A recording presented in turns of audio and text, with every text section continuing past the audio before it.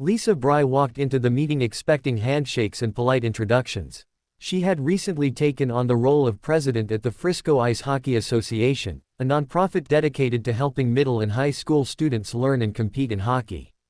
It was a position she accepted with enthusiasm, ready to make positive changes and ensure the best environment for the kids. But what she encountered instead was something far from welcoming. Sitting across from her was Keith Andreessen, an executive with the Dallas Stars, a professional hockey team worth an estimated $2 billion. The Stars operated the very ice rink where her club held practices and games. The meeting took place in April of 2023. Bry had come to discuss changes made under her leadership, including the decision by the board to let go of 2 coaches. These weren't hasty firings. The coaches in question had drawn repeated criticism from families. Parents had voiced concerns. Surveys painted a troubling picture. The board acted based on feedback, not politics. But when Bry shared the board's decision, she says Andreessen didn't respond with understanding or curiosity. He didn't ask why the coaches were let go. Instead, he made it clear the Stars weren't pleased. He wanted those coaches to stay. Bry recounted what happened next with a firmness in her voice, like someone replaying a moment they'll never forget. "Let me remind you where you get your ice from," she says he told her. The words cut through the room like a puck slamming against the glass. It wasn't just a statement. It was, to her, a warning. A reminder that while she may hold the title of president, the Dallas Stars held the keys to the rink. And without that ice time, the entire club's future would hang in the balance. It was a power play, off the rink and in the boardroom. Bry left the meeting shaken. She hadn't expected the nonprofit, built to support children and teenagers, to be at odds with an NHL franchise. But here she was, facing off with a giant.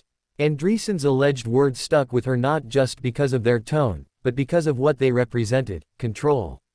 Control over resources. Control over access. Control over a sport that was supposed to belong to the kids. For Bry and the board, the coaches had to go. The data supported it. Parent feedback was overwhelmingly negative. They wanted change. They wanted growth. They wanted accountability. But to the Stars, it seemed the issue wasn't performance. It was obedience. That message, implicit or otherwise, reverberated through the local hockey community. Was the rink a place for young athletes to thrive, or a territory to be governed from above? Bry wasn't one to back down. She believed in transparency, in fairness, in doing right by the families who trusted the association with their children's time, talent, and safety. But it was clear, pushing back against the Stars came with risks.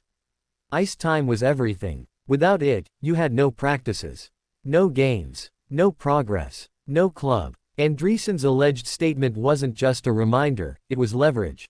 The very idea that access to a public-facing facility could be used to pressure a volunteer-led nonprofit felt, to many, deeply troubling.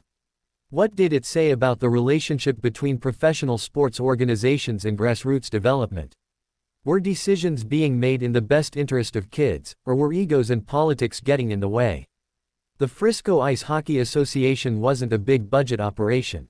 It relied on volunteers, on donations, on partnerships. It relied, most of all, on ice time. The Stars managed the rink as part of their community outreach and development programs. But when management crosses into intimidation, the lines blur.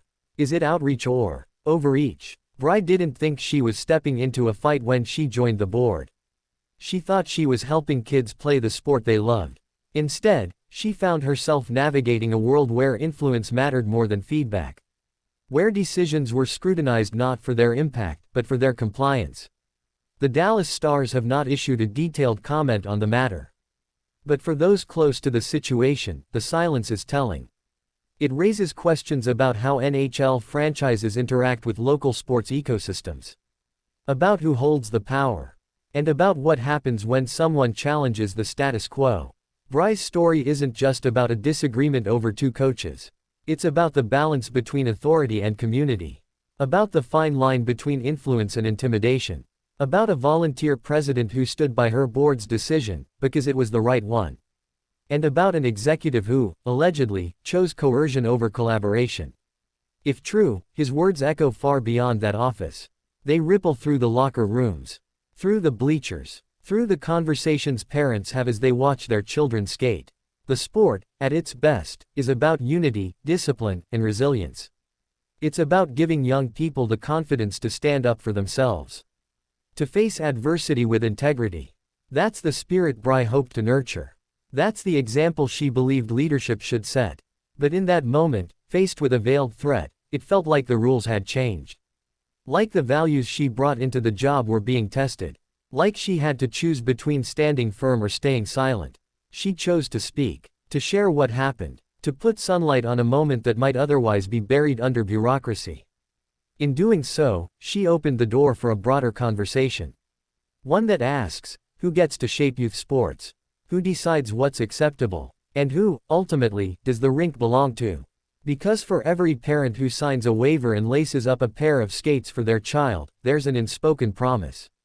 That this sport is for them. Not for profit. Not for power. For the kids.